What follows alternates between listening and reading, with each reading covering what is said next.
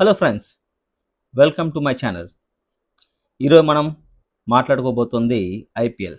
మరి కొద్ది రోజుల్లో ఐపీఎల్ స్టార్ట్ అవబోతుంది. నెక్స్ట్ ఈ కొన్ని రోజులు మనం ఐపీఎల్ ఈచ్ టీం గురించి అనాలిసిస్ చేద్దాం. ఒకసారి ఎలా ఉంది, వాళ్ళ ప్లేయింగ్ 11 ఏమై ఉండొచ్చు, అండ్ వాళ్ళ సబ్స్టిట్యూట్ ఏదైతే ఎవరు ఉండొచ్చు బెస్ట్ 12th మ్యాన్గా, అండ్ వాళ్ళ బలాలు ఏంటి, బలహీనతలు ఏంటి, కరెంట్లీ టీమ్స్ ఫేస్తున్న ఇష్యూస్ ఏంటి, ఒక్కసారి విశ్లేషించి చూద్దాం. ఓకేనా? మొదటి టీము నేను విశ్లేషిస్తోంది Chennai super kings. Get ready then. Chennai super కింగ్స్కి ఫస్ట్ మనం మాట్లాడితే వాళ్ళకున్న మేజర్ బలం ఈసారి top order batting. Especially Sanju Samson రావడం అనేది వాళ్ళకి కొండంత బలాన్ని ఇచ్చింది. మనం గతంలో చూసినప్పుడు కూడా వాళ్ళ టాప్ ఆర్డర్ బాగా ఆడినప్పుడు ప్రతిసారి కూడా they are like unbeatable.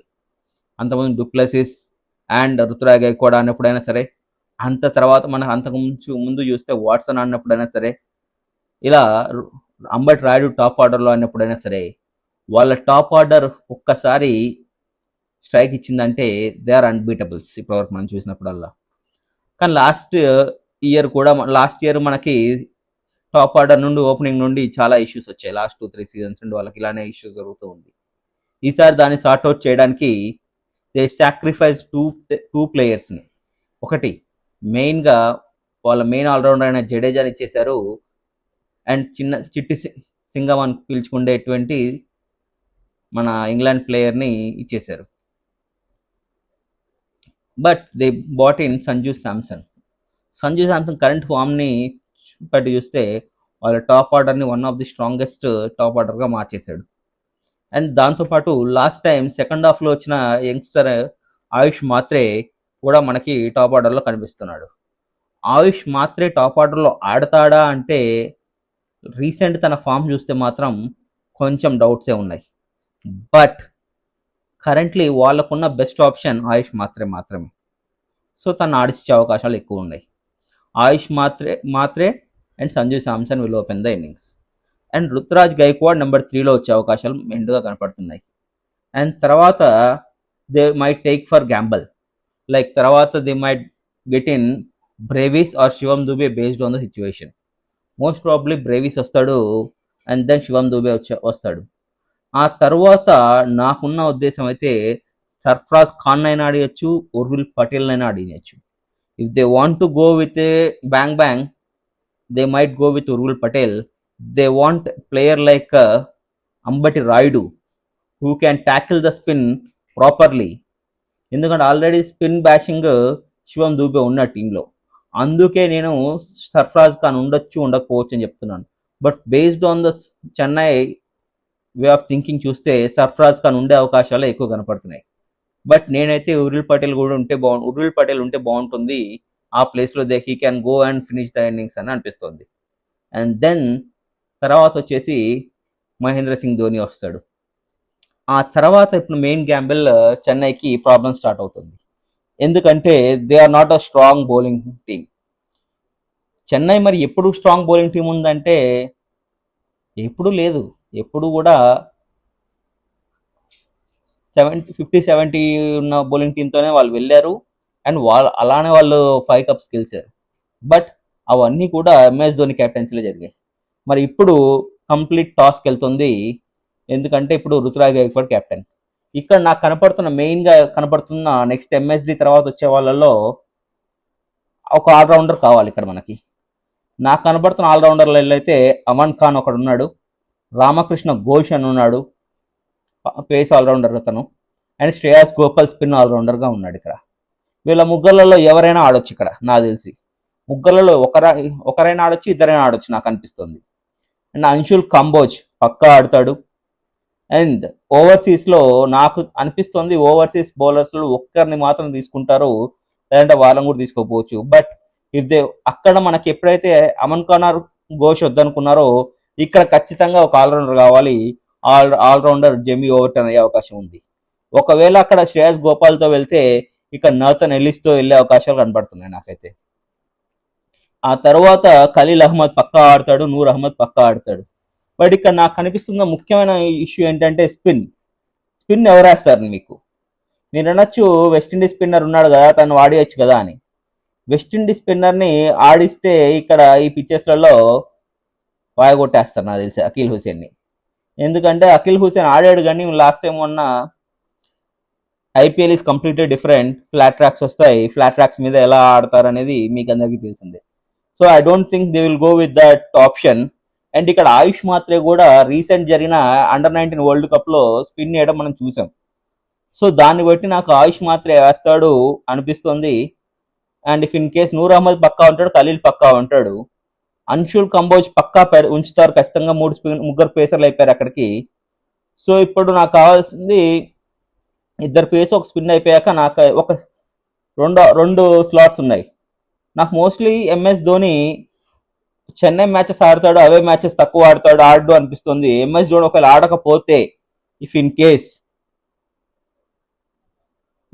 That will be like a big threat for Chennai super kings. ఎందుకంటే ఎంఎస్ ధోని ఉన్నాడు అని ఒక భయం అనేది ఏదైతే అపోజిషన్లో ఉంటుందో దాన్ని ఈ టీంని కాపాడుకుంటూ వస్తుంది ఈ సంవత్సరాలుగా.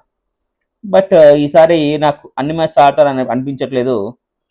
బట్ మోస్ట్లీ వాళ్ళ బౌలింగ్ చూస్తే మాత్రం చాలా వీక్గా ఉంది, చాలా కన్ఫ్యూజన్గా ఉంది.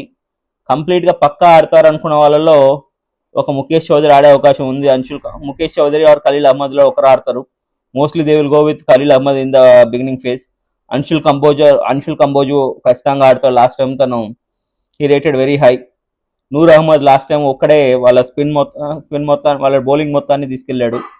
ఇక్కడ జేమీ ఓవర్టన్ అన్న నేథన్ ఎల్లిస్ అన్న ఒకడు ఆడొచ్చు.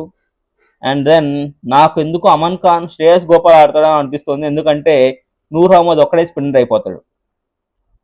If just in case if they want to sacrifice A player, they can sacrifice Sarfaraz Khan or else Sarfaraz Khan అన్న లేదా హుర్విల్ పటేల్ ప్లేస్లో ఎవరైతే ఉన్నారో వాళ్ళని they can avoid and they can get in Prashant Veer who can bowl in a bit in the top order. అప్పుడు మనకి ఇక్కడ శ్రేయస్ గోపాల్ కాకుండా అమన్ ఖాన్ అన్న, రామకృష్ణ ఘోష్ అన్న, లేదంటే అవసరమైతే ఉర్విల్ పటేల్ అని ఇక్కడ హిట్టర్గా తీసుకోవచ్చు just in case if they want to. ఇది నాకు కనపడుతున్న playing 11 or 12. But mostly batting అనేది వీళ్ళది సేఫ్ ఆల్రెడీ సెటిల్ అయిపోయింది. బౌలింగ్లో ఆల్మోస్ట్ 3 స్లాట్స్ అయితే సెటిల్ అయిపోయాయి. ఒక 2 స్లాట్స్ మాత్రం కన్ఫ్యూజన్గా ఉన్నాయి. మెయిన్గా అందులో ప్రశాంత్ వీర్ ఆడతాడా అనేది ఒక కన్ఫ్యూజన్ అయితే, ప్రశాంత్ వీర్ శ్రేయస్ గోపాల్ ఆడిస్తారా స్పిన్గా, లేదంటే they want to go for pacer అనుకుంటే అమన్ ఖాన్ ఒక ఫాస్ట్ బౌలింగ్ పేసర్ ఉన్నాడు, ప్లస్ హిట్టర్ ఉన్నాడు. అండ్ రామకృష్ణ ఘోష్ రూపంలో ఒక పేసర్ కమ్ హిట్టర్ ఉన్నాడు. వీళ్ళిద్దరిలో ఒక నాడిచ్చినా it will be very good. లేదు వాళ్ళిద్దరిని వద్దనుకుని ఓన్లీ అక్కడ మెయిన్ ఒక ప్రాపర్ పేసర్ నాడిస్తే they need to have one fast bowling allrounder. అది కనపడుతూ ఒకే ఒక ప్లేయర్ ఎవరు ఉన్నారంటే ఓవర్సీస్లో జేమీ ఓవర్టన్. ఇది వాళ్ళ టీము. ఓవరాల్ ఈ టీంకి ఛాన్సెస్ ఉన్నాయా, ప్లే ఆఫ్స్కి వెళ్ళే అవకాశాలు ఉందా ఈసారి అంటే, బ్యాటింగ్ పరంగా చూస్తే they don't have any issues. But బౌలింగ్లో definitely there is no specific bowler that who can threat the position. So దాన్ని బట్టి చూస్తే ఐ బిలీవ్ నెంబర్ 5-6 పొజిషన్లో ఏమన్నా ఎండ్ అవుతారా based on the net run rate అనే ఒక భయం ఉంది. I wish they need to go to మళ్ళీ they want to be the old CSK, they want to be in the top 4, but I don't see it coming this year. Most probably I can say that 5th or 6th position this year. Even though they does end in and 5th place also, they did very good based on their pacers. But out of the box ఎవరైనా వచ్చి చేస్తే ఏం చెప్పలేము. ఎందుకంటే సిఎస్కేకి అలా జరుగుతూనే ఉంటుంది. ఎందుకంటే దీపక్ చహర్ లాంటి బౌలర్స్ తోటి కూడా వాళ్ళు విన్ అయ్యారు. ముఖేష్ చౌదరి లాంటి బౌలర్తో వాళ్ళు కప్పు కొట్టారు. సో మనం we can't take it of them just easily. But నా ఉద్దేశం అయితే ఇది. మీ ఉద్దేశం ఏంటి? మీరేమనుకుంటున్నారు? ఏదైతే బెస్ట్ 11 అనుకుంటున్నారు, బెస్ట్ 12 ఏదైతే అనుకుంటున్నారో ఒక్కసారి మీరు కూడా కామెంట్ రూపంలో తెలియజేయండి. అండ్ ఇక్కడ మనకి జాక్ ఫోక్స్ అనొచ్చు, కొంచెం మంది మాథ్యూ షార్ట్ అనొచ్చు, బట్ ప్లేస్ లేదు బ్రో. మ్యాట్ హెన్రీ కూడా అనొచ్చు మీరు పేసర్గా. బట్ ఎవరిని తీసేసి ఎవరిని ఆడిస్తారు? ఇక్కడ ఒకవేళ మనకి ప్రాపర్ ఇండియన్ స్పిన్నర్ కావాలనుకుంటే మనకు రాహుల్ చహర్ రూపంలో కూడా ఒకతను ఉన్నాడు. And Rahul Chahar and Chahar sentiment తోటి మేబీ రాహుల్ చహర్ని ఆడియచ్చు శ్రేయస్ గోపాల్ ప్లేస్లో అన్నా, లేదంటే శ్రేయస్ గోపాల్ ప్లేస్లో నాకు తెలిసి. Let's wait and see. 30 అనుకున్న ఫస్ట్ మ్యాచ్లతోటి రాజస్థాన్ రాయల్స్తో ఉంది. జడ్డు అక్కడికి వెళ్ళాడు, శాంసన్ ఇటు వచ్చాడు. డెఫినెట్లీ 1-on-1 వార్ ఉంటుంది. అండ్ జడేజా ఎంఎస్ ధోనికి బౌలింగ్ వేస్తే ఎలా ఉంటుందో ఒక్కసారి చూడాలని ఉంది నాకైతే. మీరెంతమంది దానికోసం వెయిట్ చేస్తున్నారు? సిరాజ్ విరాట్ కోహ్లీ కేసిన ఇన్సిడెంట్ గుర్తుందా? మేబీ అది రిక్రియేట్ అవుతుంది అనిపిస్తుందా మీకు? నాకైతే అనిపిస్తుంది. I'm waiting for to see that. మీరు కూడా మీ కామెంట్స్, మీ అభిప్రాయాలు కూడా కామెంట్స్ రూపంలో తెలియజేయండి దయచేసి. ఇది కొత్త ఛానల్, దయచేసి వీలైతే మీరు సబ్స్క్రైబ్ చేసుకుంటే మీ సపోర్ట్ నాకు అందుతుంది. Thank you so much.